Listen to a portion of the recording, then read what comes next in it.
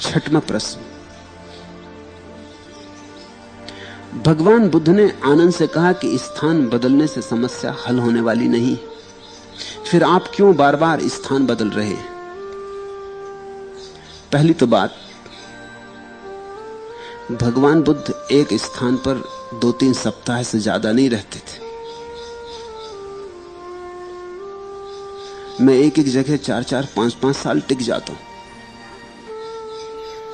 सो ये तुम दोष मुझ पे न लगा सकोगे कि मैं बार बार स्थान क्यों बदल रहा हूं।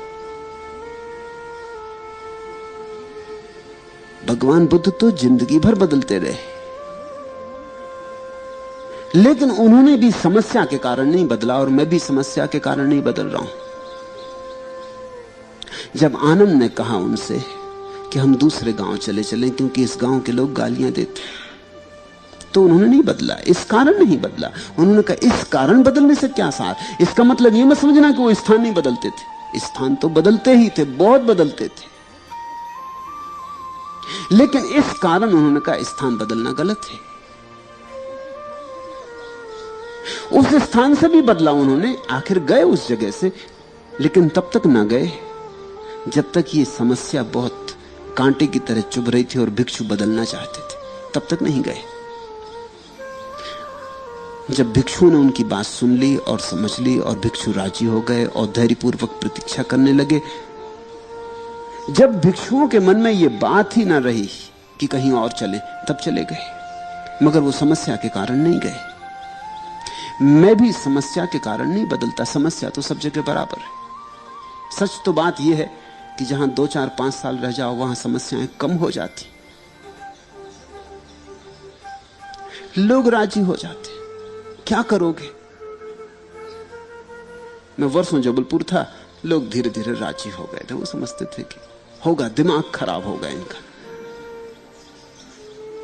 जिनको सुनना था सुनते थे, जिनको नहीं सुनना था नहीं सुनते थे। बात तय हो गई थी कि ठीक है, अब क्या करोगे इस आदमी का।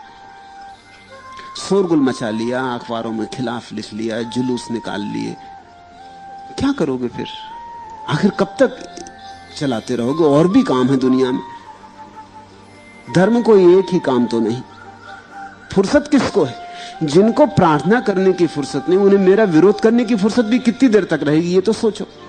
आखिर वो राजी हो गए कि ठीक है, अब छोड़ो, भूलो। जिस दिन वो राजी हो गए उसी दिन मैंने जबलपुर छोड़ दिया। फिर कोई सार ना रहा वहां रहने का। फिर मैंने बंबई में अड्डा जमा लिया। फिर धीरे धीरे बंबई के लोग भी राजी होने लगे कि ठीक है। तब मैं पूना आ गया। अब पूना के लोग भी राजी होने के करीब आ रहे हैं। मैं क्या करूं? जाने का वक्त करीब आ गया। अब पूना में कोई नाराज नहीं है। मुझे पत्र आते मित्रों के, पूना के सन्यासियों के, कि अब आप छोड़ते, जबकि सब ठीक ठाक हुआ जा रहा है। अब लोग नाराज भी नहीं हो, उतना विरोध भी नहीं कर रहे हैं। लोगों की सीमा है। अगर तुम धैर्य रखे रहो तो हार जाते हैं। क्या करेंगे? कब तक सिर फोड़ेंगे? मगर जैसे ही ये बात हो जाती, फिर बदलने का वक्त आ जाता। अब कहीं और जाएंगे, कहीं और जहां लोग सिर फोड़ेंगे वहां जाएंगे। समस्या के कारण नहीं बदली जाती हैं जगह, समस्याएं हल हो जाती हैं तो फिर बदल लेते हैं। अब यहां करेंगे भी क्या, मरीज ना रहे। जितने लोगों को लाभ हो सकता था उन्होंने लाभ ले लिया। जो अभागे हैं उनके लिए बैठे रहने से कुछ लाभ नहीं। अब कहीं और, किसी और कोने से, कहीं और भी लोग प्रतीक्षा करते हैं। यही उचित है। काफी समय रह लिया यहां। जो ले सकते थे लाभ उन्होंने ले लिया, उनके कंठ भर गए। जिनके लिए आया था उनका काम पूरा हो गया। ऐसे तो बहुत भीड़ है पूना में, उससे मेरा कोई लेना देना नहीं। उनके लिए मैं आया भी नहीं था, उनके लिए मैं आया भी नहीं, उनके लिए मैं यहां रहा भी नहीं।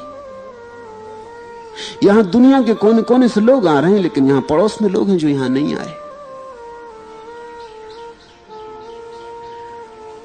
जिनके लिए मैं आया था उनका काम पूरा हुआ। अब कहीं और।